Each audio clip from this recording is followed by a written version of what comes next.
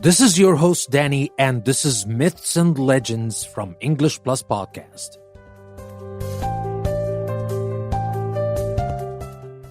Today we're going to talk about the very first episode in our long series about myths and legends, and we will start with my favorite, Greek mythology. As I told you in the episode I posted last week to introduce Season 3, I talked about the changes that will happen to most of the episodes and the way I present the episodes, and one of them is going to be this Myths and Legends series. It is not going to be random anymore. I'm going to start from the very first beginning and tell you the stories in an episode-like, or a course if you want. It's just like taking a course online, an audio course within a podcast, within English Plus Podcast, so that you can follow along from episode to episode. So today is episode 1, and it is called The Beginnings of Things. Obviously, we will start with the origin story according to Greek mythology. Now, I thought about adding a twist to this, and also this is not something completely new, but I am just putting everything together. I'm going to start telling you about what happened, and then I'm going to put you in the action in a short story that I wrote myself with a little twist, of course, just to make it a little bit more entertaining. I hope you like this new format, but before we start with our episode today, let me tell you that you can take the link in the description of the episode that will take you to the custom post I created for this episode. There you will get to learn more and check your understanding of what you heard in this episode. And now allow me to thank Omar Moya and Ishmael Gaitan Polanco for their contribution and becoming patrons. I cannot thank you enough because you have no idea what your contribution means to our learning community. You are helping me and helping the whole learning community survive. So Omar and Ishmael, thank you very much for contributing to English Plus. And talking about those two great people who just became patrons, this is also an invitation for everyone else who's listening to the episode right now. There's another link in the description of the episode. Take the link, go to my Patreon page, become a patron, and ensure that nothing will stop us. We can solve our money issues together. You can help me keep this learning community alive, and I promise you that I will do my best to make it the best learning community ever. So our family is growing, and I hope it even grows more until we reach the safe side. And now, without further ado, let's start talking about Myths and Legends, Episode 1, Greek Mythology, The Beginnings of Things.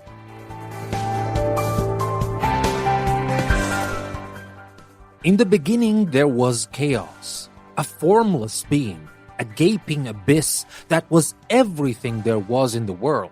Vast and unknown, unexplorable, unexplainable, yet intriguing enough to have followers until this very day. People who are tired of order have always tended to worship chaos, for there is no more exciting and terrifying journey than that into the unknown. Out of chaos came 3 primordial elements, or gods. There was Gaia, the mother of all things, and Tartarus, a big cave-like doomed to be a prison under the earth. Maybe that's why people who believe in heaven and hell still look beneath their feet whenever they think about hell, which sounds pretty much like Tartarus from ancient Greek mythology. But let's get back to Gaia. Sometimes Gaia was called Mother Earth. Who am I to say what kind of mother she was? But I know for sure that without the 3rd primordial god, there would be no more gods, no more titans, and of course, no humans. The 3rd primordial god was Eros, sexual desire incarnated in one god. Within Eros lie the greatest joy, addiction, and devastating power humans and even gods ever had. But at the same time, there was life and posterity. Everything and everybody else came after those 3 primordial gods. There were the oceans, rivers, mountains, and many more, but the one worthy of remembrance, especially for this episode, was Uranus, the sky, the god that covered the earth and gave a purpose to people thousands of years later. For can you imagine life where we cannot aim at the stars and reach out to be the best we can be? Sometimes even that led us to destroy each other. Once more, this is not about who we came to be, but how we came to be according to Greek mythology.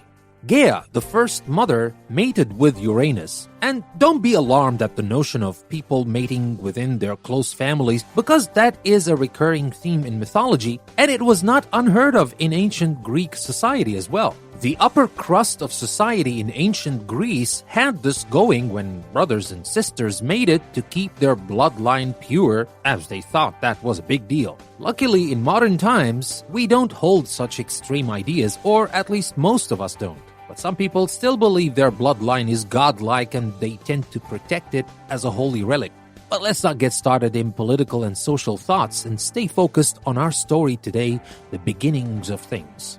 Gaia bore magnificent children. Some were frightening and others were perfect. I can't say that Uranus was a loving father or even a good father.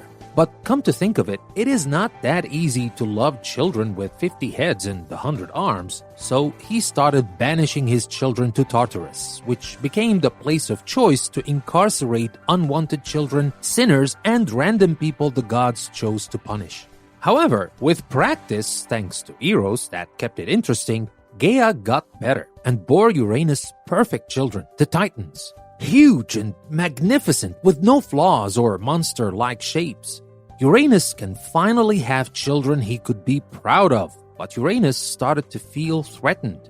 His children, the Titans, were more beautiful and even stronger. He sensed that the day would come when they would supplant him.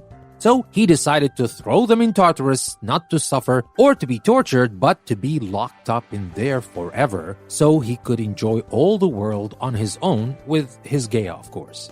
But the thing Uranus failed to realize that Gaia was the mother of all, and it was not going to be easy on her to see her pride and joy in this world cast to Tartarus one by one, so she came up with a plan to stop this madness and helped her son Kronos dethrone his father and take his place. And there's a strange theme that keeps occurring in Greek mythology and even in some more modern accounts about sons being threatened or jealous of their fathers, which would lead eventually to their killing their fathers or castrating them, or both, as it is the case with our friend Kronos, who did both to his father.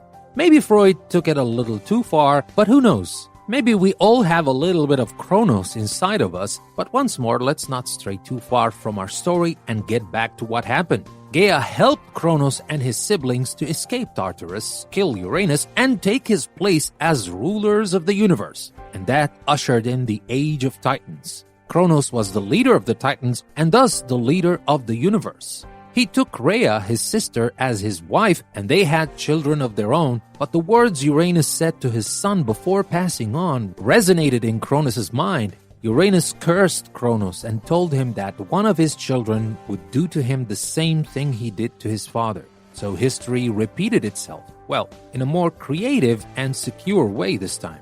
Kronos knew what his mother did, so he couldn't trust Rhea to keep the children in her womb, so he decided to swallow them and keep them in his own trusted belly. But little did he know that there was no stronger and fiercer power in the world than that of a mother deprived of her own children.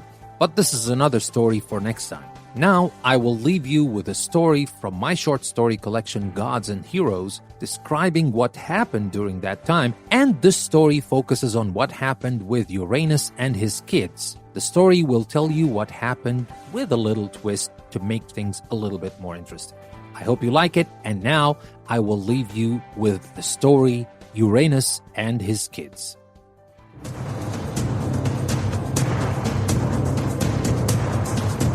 Welcome to Untold Stories of Gods and Heroes. You might have learned something about the life of gods and heroes, but you have never been thrown into the middle of their conversations and arguments.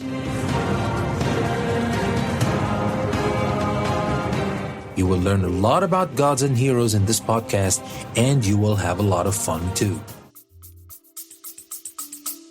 Stay with us. We'll be right back.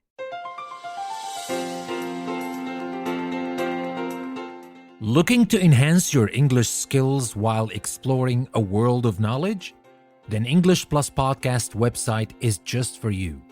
Dive into diverse topics ranging from science to literature, history to business, and myths to modern insights. Each episode from our podcast or article from our magazine is a journey of learning and discovery, designed to not only improve your language skills, but also broaden your understanding of the world. Join us at English Plus Podcast, where language meets limitless learning. Tune in today and take your English to the next level. Visit EnglishPlusPodcast.com to start your journey. English Plus Podcast, language, learning, enlightenment. Never stop learning with English Plus.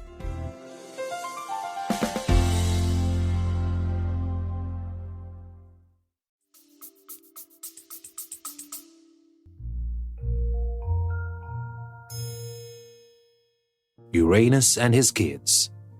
In the palace. In a palace made of stars, Uranus' swagger never faltered. Especially these days, as he had hired a biographer, for he felt his life was full of stories that needed to be preserved for posterity. Although he never let any of his kids out of their mother's womb, except for the Cyclops, whom he banished into the depths of Tartarus. He wandered gloriously in the moonlight, naked for all to see and wonder how they came to be. His great... Uranus said to the biographer, who was busy taking dictation. "What the hell are you talking about? Why did you hire this fool anyway?" Gaia said as she entered the big hall from a big hatch in the middle of the room. Calm down, woman. I was just telling my little friend here... what was your name again? Uranus asked the biographer. "My name is Hesiod, Your Majesty. My mother gave me that name after..." Hesiod, my dear. Look at me. Do you really think that I give a damn about who gave you that ugly name? I was just trying to be polite in front of my wife. Uranus said to Hesiod, then he continued talking to Gaia. My dear, I was just telling our little friend here, he's a bore. "It's Hesiod, Your Majesty." Uranus did not seem to be too pleased with being interrupted. Look, Hazelball, interrupt me one more time and I will send you straight into my wife's womb to be in the gracious company of my cute little kids. They are called the Titans, but do not be afraid. I'm sure you will like them. I'll show you inside myself. Hesiod was trembling like a leaf when he felt a gentle hand, as if made of leaves, touching his shoulders. Then he heard a soft and sweet voice whispering in his ears. "Don't worry, my dear. He's just too proud of his genitals. I'll see to that. Anyway, nothing you should concern yourself with. Why don't you go outside and take a break? I need to speak to my husband alone," Gaia said. "Whatever you command, Your Majesty." Hesiod said that, then rushed out of the hall. "Why are you scaring this little fella?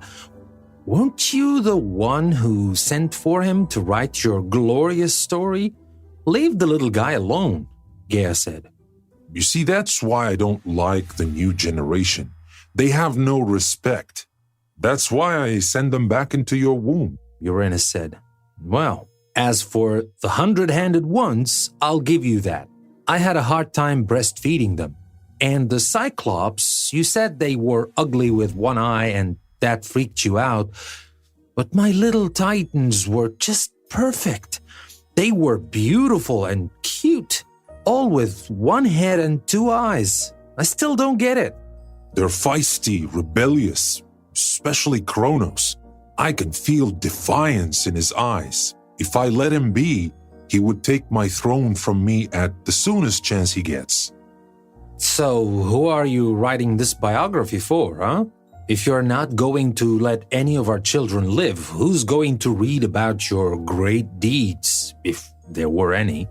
What did you say? You dare tell me that I don't have great deeds? You were so lonely before me, and now you just want me in your bed all the time. Talk about great deeds. "I want you in my bed because I want some children to raise, you fool. I'm not so crazy about the way you do it. How would I know? You're the only man around. No one else to compare." So that's why you want them to live. You're sick and tired of me and you want someone else in your bed. I really don't get it how far in the future they call us women naggy. They should come and see you. I bet you nag more than any woman from the future. No, honey, I read about that too. We will still be as naggy, but it seems men in the future will take control of all sources of mass media and they get to design any stereotypes they want. Genius! Stop that misogynist talk already. Remember who made you. Gaia said that and left the hall as Uranus called Hesiod back in to continue working on his biography. Well, are you ready to continue? Uranus said to Hesiod. Yes, your majesty, Hesiod said. And he spent his days walking in a starry cloak that had a big opening in the front to show the beauty of his gracious body and great balls moving back and forth in the wind to cool them off after a hot night in bed with Gaia. And his gigantic... Hesiod continued to write, cursing the moment he asked the muses to know the story of creation. The only useful thing he learned was that there was chaos before Uranus and Gaia, and then everything he heard from Uranus was a non-stop pornographic scene he knew for sure he had to leave out as he was intending on writing a religious book. And none of what Uranus said would make the cut. But he had to keep listening to Uranus bragging about his genitals and sex abilities. What the hell are you bragging about? You're gods. Besides, you're just two with nothing else to do. I bet you've had more practice than the whole human race. Hesiod thought to himself while he kept on a big smile as he was taking dictation from Uranus.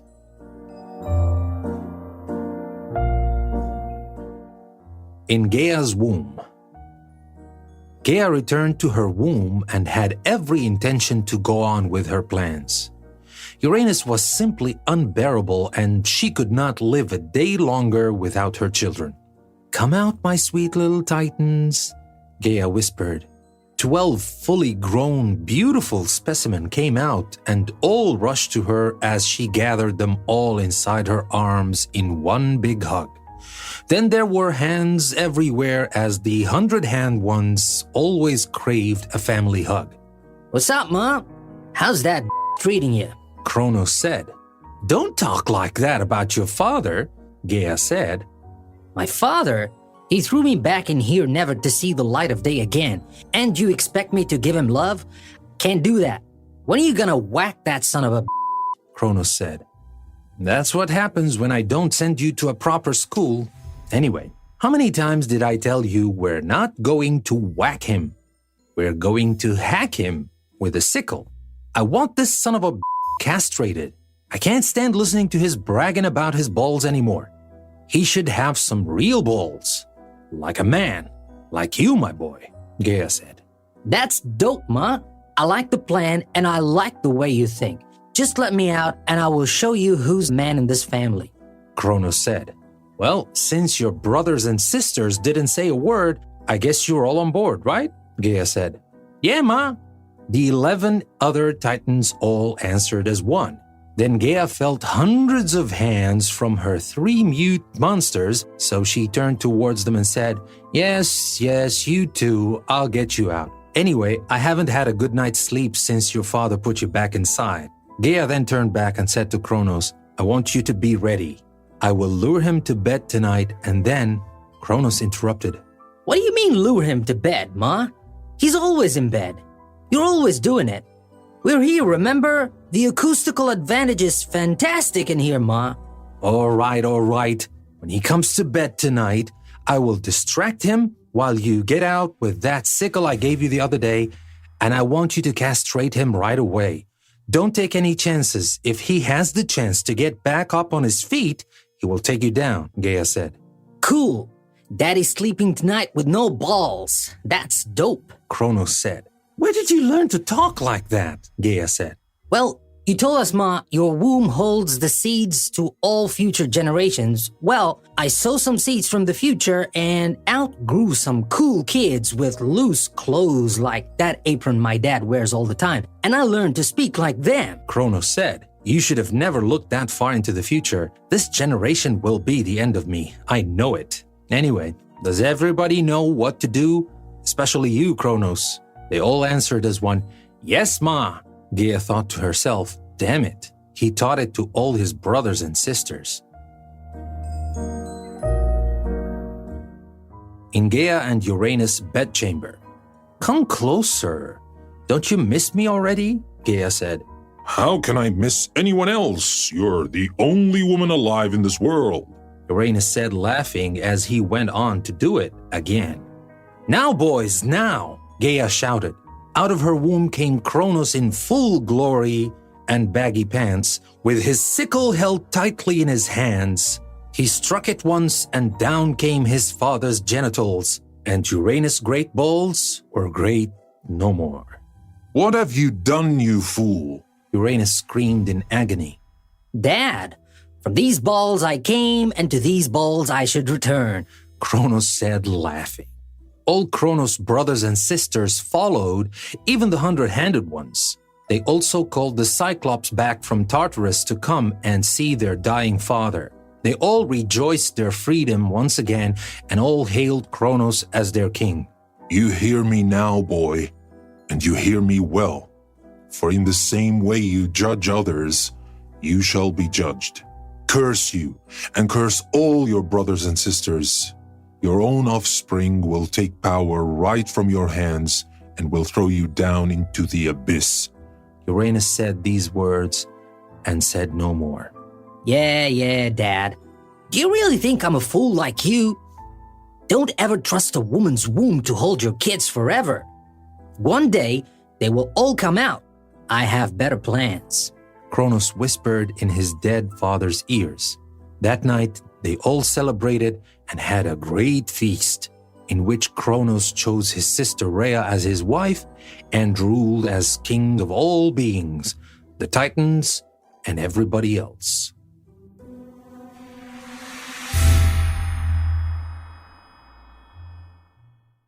So that was the story of Uranus and his kids. I hope you liked the story. I know that I added a little bit to it, but just to make it more interesting and memorable. I tried to be as authentic as possible to the details, so I didn't change the details and make it completely fiction. Although it is mythology, so there's no harm done. It's not history, right? But anyway, I hope you liked the story. And don't forget, if you would like to check your comprehension of what happened at the very first beginning of the universe, you can take the link you can find in the description of the episode and go to my website, EnglishPlusPodcast.com. There you will find the story, you will find the introduction that I started with, and you will find a very small quiz that will check your understanding of what I talked about today. Next time, we're going to talk about the Olympian gods, or at least the beginning of the Olympian gods, Zeus and his siblings, how it all started. Because again, we can see that history will repeat itself, because Kronos did to his children what his father did to him and his brothers and sisters. So things are not going to end well for Kronos, as we can easily tell. But that is for next time. So stay tuned. Next time, we will continue with episode 2, and we will talk about Zeus, his brothers and sisters. And with that being said, let me remind you again that you can become patrons of English Plus Podcast to help us stay alive, to help this learning community stay alive. And one more time, I would like to thank Umar and Ishmael for their great contribution to our learning community and their becoming patrons for our learning community. Follow their lead and take the other link in the description and go to my Patreon page, become patrons to support me and support our learning community and help us grow. Now, that being said, this is your host, Danny. Thank you very much for listening to another episode from English Plus Podcast. I will see you next time.